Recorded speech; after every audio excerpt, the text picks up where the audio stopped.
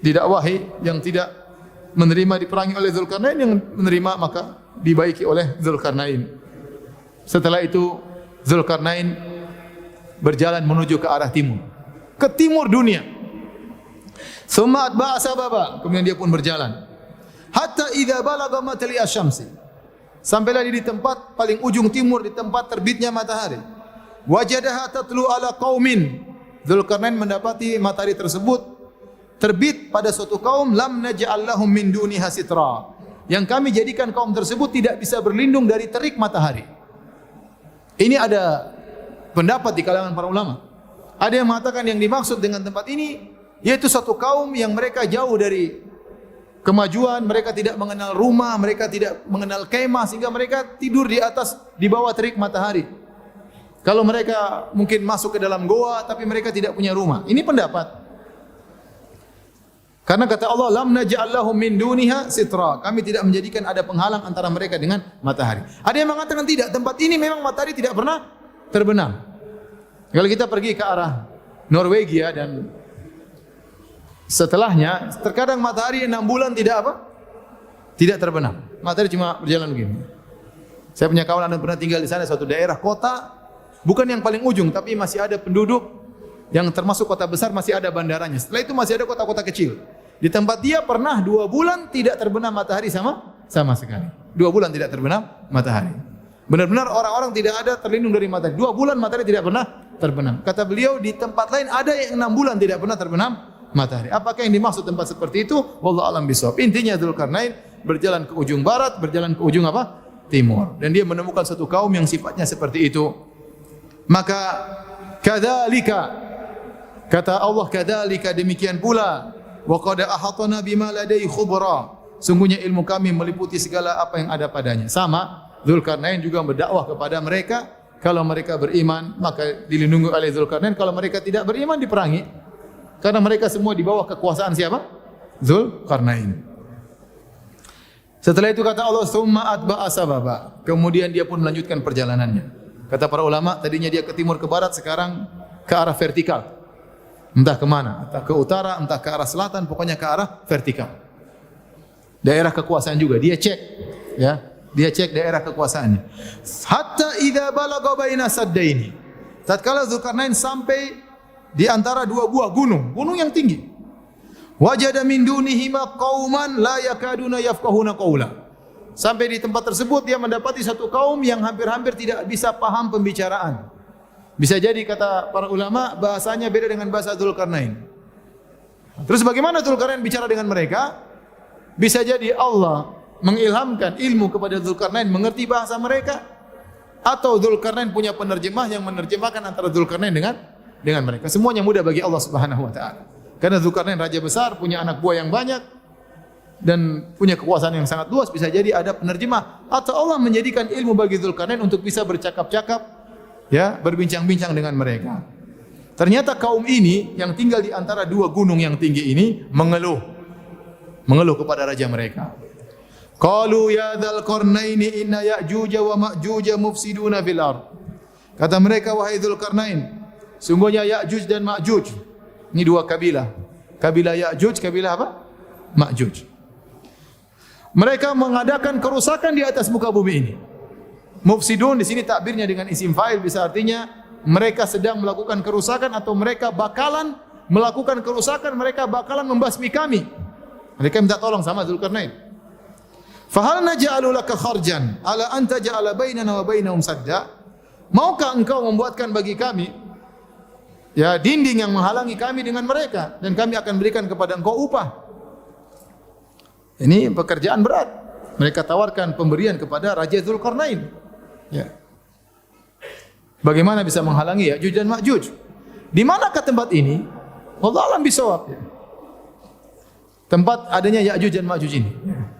Ada yang mengatakan daerah dekat Turki, ada yang mengatakan di Georgia, ada yang mengatakan, tapi belum ada yang bilang di di Godean, belum ada. Tapi banyak yang mengatakan di Georgia, di ini katanya di situ dulu ada kabilah namanya Gog Magog, macam-macam pendapat. Ya, wallahu a'lam bishawab. Yang penting bukan orang Jawa, ya. Jadi tidak ada yang tahu siapa ini. Kemudian yang penting pernah terjadi suatu negeri. Maka mereka tawarkan, wahai Dzulkarnain, kami akan berikan kau upah kalau kau bisa menghalangi kami dari mereka. Maka kata Dzulkarnain, qala ma makanni fihi rabbi khairun. Kata Dzulkarnain, apa yang Allah beri kekuasaan kepadaku lebih baik, ya. Fa'ainuni biquwwah. Aku tidak butuh dengan pemberian kalian. Tapi tolonglah aku dengan kekuatan. Dan ini seorang raja yang cerdas. Kalau ada masalah, pemimpin yang cerdas, kalau ada masalah di kampung, jangan kita terlalu memanjakan masyarakat. Sudah, kalian tenang, saya yang urus. Tidak. Kita ajak mereka bekerja sama. Meskipun kita mampu untuk menghadapi permasalahan tersebut, agar masyarakat merasa bertanggung jawab dengan permasalahan mereka. Meskipun mungkin kita bisa mengatasi dengan sendiri, tapi minta mereka ikut kerjasama, mencari informasi sehingga mereka ikut serta dalam mengatasi permasalahan tersebut. Sama kalau kita di keluarga ada masalah anak kita, jangan kita bilang tenang, nak, Abi yang urus, santai aja. Tidak, kita berusaha dia juga ikut serta sehingga dia merasakan kesulitan tersebut dan dia pelajari bagaimana cara mengatasi kesulitan. Ya. Tidak dimanjakan tetapi diikut bekerjakan sehingga ada kegiatan mereka. Inilah Dzulkarnain. Waktu mereka minta kepada Dzulkarnain agar Dzulkarnain membuat bendungan, benteng yang menghalangi mereka dari Ya'juj dan Ma'juj, Dzulkarnain berkata, saya tidak butuh dengan duit kalian, tetapi fa'ainuni biquwwah, tolonglah aku dengan kekuatan. Sungguh-sungguh kalian menolongku. Aja'al bainakum wa bainahum radma. Maka aku akan buatkan dinding antara kalian dengan mereka. Akhirnya mereka setuju. Mereka ingin bantu Dzulkarnain. Kata Dzulkarnain, atuni zubarul hadid. Datangkanlah bagiku potongan-potongan besi. Ini potongan besi tentu sangat banyak. Ada gunung dua tinggi, bagaimana mau nutupi misalnya dua tinggi di gunung? Harus diisi besi banyak ini untuk nutupi gunung tersebut. Enggak gampang. Kalau proyek itu datang zaman sekarang pun susah. Dengan kecanggihan teknologi, dengan kecanggihan alat berat, belum tentu bisa melaksanakan proyek ini. Suruh tutup dua gunung dengan gunung yang sangat tinggi, kata Dzulkarnain, atuni zubarul hadid. Datangkanlah kepadaku lempengan-lempengan besi. Makanya sebagian mengatakan ini daerah Georgia atau daerah apa, karena di situ daerah banyak tambang besi. Ini pernyataan orang-orang sekarang yang mereka-reka di mana daerah ini. Intinya akhirnya mereka datangkan lempengan besi yang sangat banyak, entah berapa ton, entah berapa ribu ton, yang bisa menutupi dua gunung. Bayangkan, dikumpulkan banyak. Kemudian kata Dzulkarnain, hatta idza sawa baina sadafaini, kalau ternyata sudah rata di antara dua puncak gunung, bukan besi banyak. Qalan fukhu, maka panaskan api tersebut, panaskan besi tersebut, dibakar besi tersebut. Pertanyaan berikutnya, gimana cara bakar besi yang banyak seperti itu? Apinya dari mana? Gasnya dari mana? Jadi Dzulkarnain ini punya teknologi yang kita tidak tahu seperti apa. Itu bisa bayang, antum ada kalau besi setumpukan godean ini gimana cara membakarnya? Pakai api dari mana? Tapi Dzulkarnain mengatakan kalau kalian sudah nyusun silakan dibakar. Gimana cara membakar dari bawah sampai ujung semuanya panas? Teknologi apa yang dimiliki Dzulkarnain? Allah alam bisa. Oleh karenanya orang-orang terdahulu terkadang mereka punya teknologi. Contoh pembangunan Sphinx yang ada di Mesir. Coba batu sebesar itu. Kalau proyek itu dibikin sekarang siapa yang bisa bikin? Angkat batu sebesar itu disusun. Susah juga kita mikirnya. Tapi dahulu ada yang bisa bikin. Contohnya ini. Maka disusunlah besi yang begitu banyak, kemudian unfukhu, nyalakan api, hatta idza ja'alahu naran, sampai kalau besi tersebut sudah terbakar dan mulai nyala api sendiri, saking panasnya besi tersebut, dia juga mengeluarkan api saking panasnya, dan entah melebur entah apa, ya sudah panas sekali. Hatta idza ja'alahu naran, sampai besi tersebut menjadi api. Jadi apinya semua dari atas sampai bawah semua sudah menjadi api.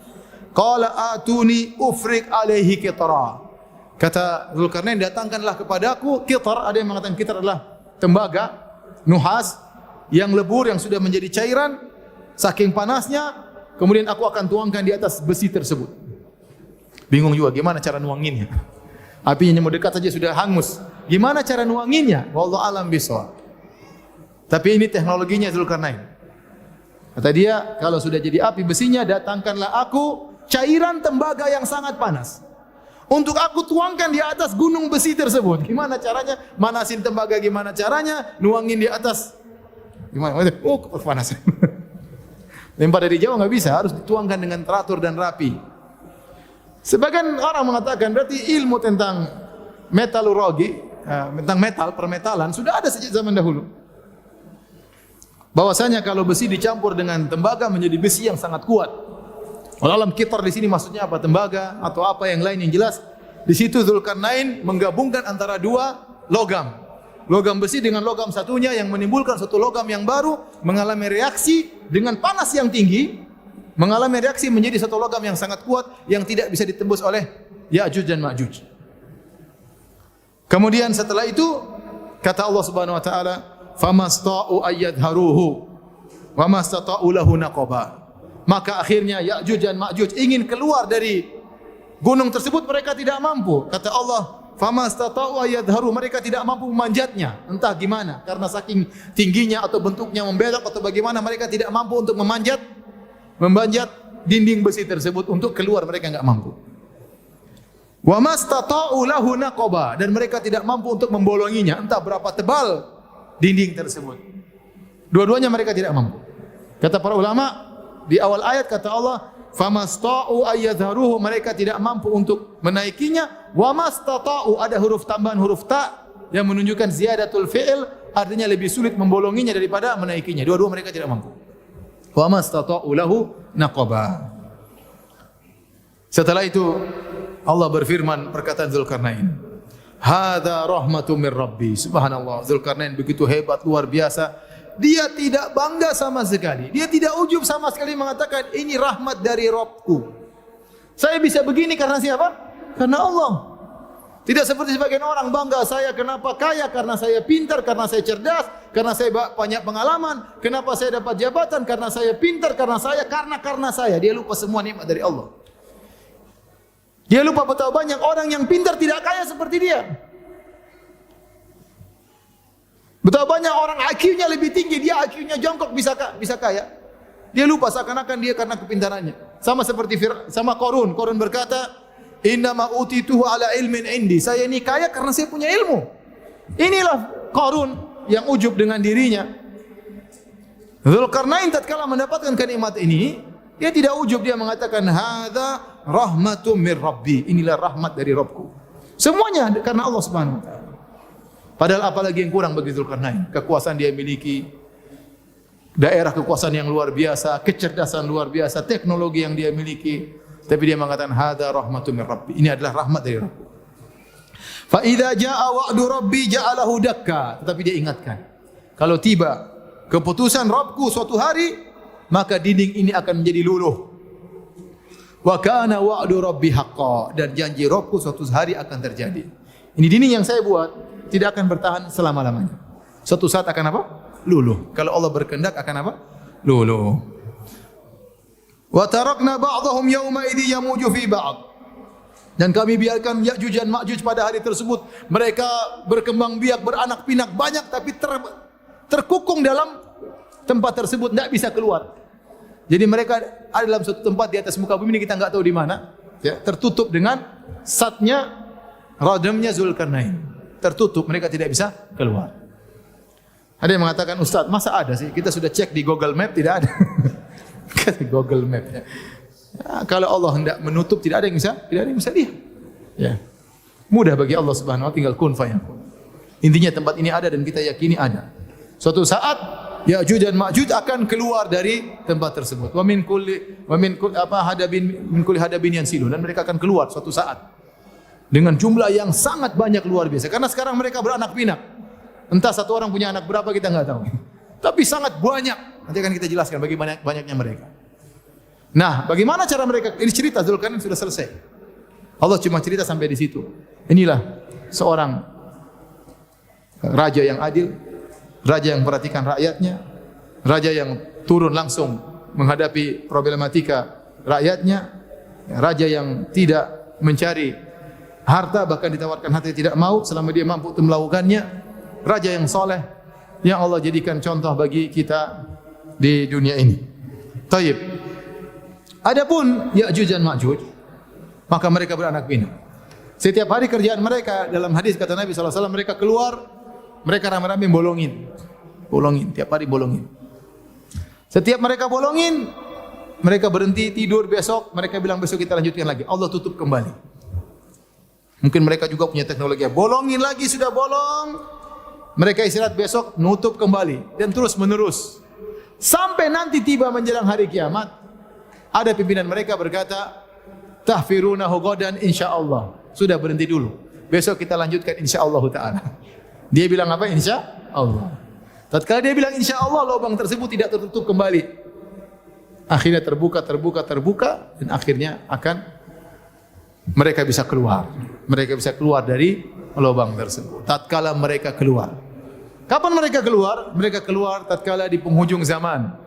Tatkala Dajjal turun, kemudian Nabi Isa diturunkan, Dajjal muncul, Nabi Isa diturunkan, Nabi Isa membunuh Dajjal, kemudian Nabi Isa membawa kaum muslimin.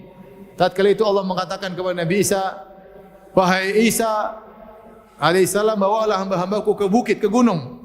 Sungguhnya telah keluar hamba-hamba yang kalian tidak bisa menghadapinya, yaitu Ya'juj dan Ma'juj. Maka keluarlah Ya'juj dan Ma'juj. Jumlahnya entah berapa juta, entah berapa miliar. Banyak sekali.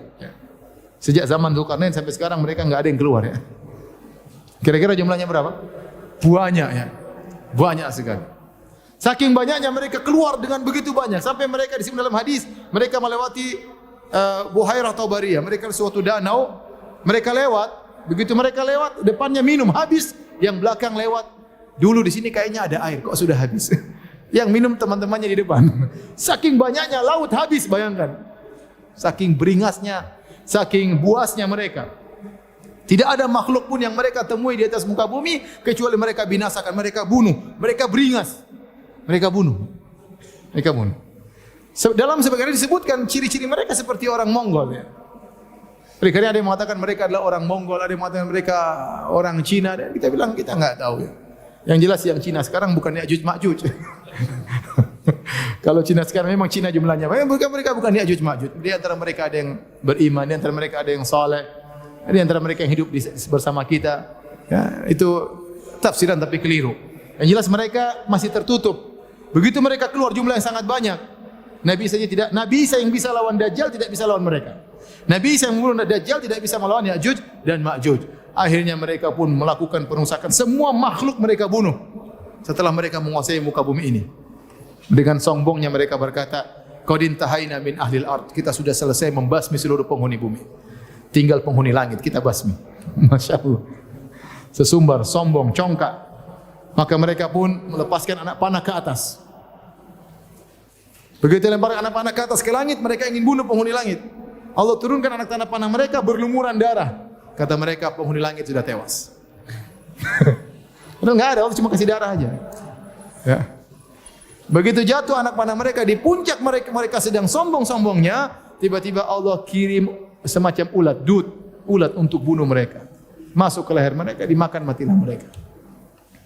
Ini terkadang Allah bunuh orang-orang sombong dengan perkara yang ringan. Seperti kaum Ad yang sombong dengan badannya, Allah bunuh dengan apa? Dengan udara, dengan angin. Digoyangkan 8 hari. Bayangkan. Allah tidak kirim besi mukul kepala mereka, tidak, cuma kirim apa? Oksigen. Ngirim udara, mampus mereka. Raja Namrud yang begitu sombong merasa dirinya Tuhan, Allah kirim apa? Lalat atau nyamuk masuk hidungnya, muter-muter, pukul-pukul kepalanya sakit sampai dia mati. Dibunuh sama seekor apa? Lalat atau nyamuk. Ya'juj Ma'juj begitu sombong dan angkuhnya, cuma dikirim apa? Dikirim ulat. Ada orang badan besar kuat, cuma dicium sama nyamuk malaria langsung mati. Jadi begitu di puncak-puncak kesombongannya, Allah kirim ulat masuk kemudian makan mereka, kemudian mereka pun mati dari awal sampai akhir semuanya. Tatkala mereka semua sudah mati, Nabi Isa turun dari persembunyiannya, melihat tidak ada tempat untuk tinggal, semuanya dipenuhi oleh Ya'juj dan Ma'juj. Menunjukkan jumlah mereka mungkin miliaran, banyak sekali. Dan tempat sudah tidak kondusif untuk tinggal, bau yang sangat busuk, semuanya bangkainya Ya'juj dan Ma'juj. Nabi Isa berdoa kepada Allah Subhanahu wa taala, akhirnya datanglah semacam burung, ya, semacam leher onta, kemudian mengangkat mayat-mayat Ya'juj dan Ma'juj, entah dibuang ke mana, baru kemudian Nabi Isa bisa hidup normal dengan para pengikutnya, sampai akhirnya beliau meninggal dunia sebagaimana wajarnya. Beliau turun di akhir zaman untuk membantah, ya, keyakinan orang-orang Yahudi yang mengatakan Nabi Isa sudah mereka bunuh, dan membantah orang-orang Nasara yang mengatakan Nabi Isa adalah Tuhan. Ternyata dia manusia dan dia seorang nabi, dan dia pun meninggal sebagaimana nabi-nabi yang lain. Dan untuk memperkuat keimanan orang Islam bahwasanya Nabi Isa adalah seorang nabi, bukanlah Tuhan. Wallahu ta'ala alam bisawab. Inilah sedikit faedah yang bisa kita ambil dari kisah Dzulqarnain. Semoga bermanfaat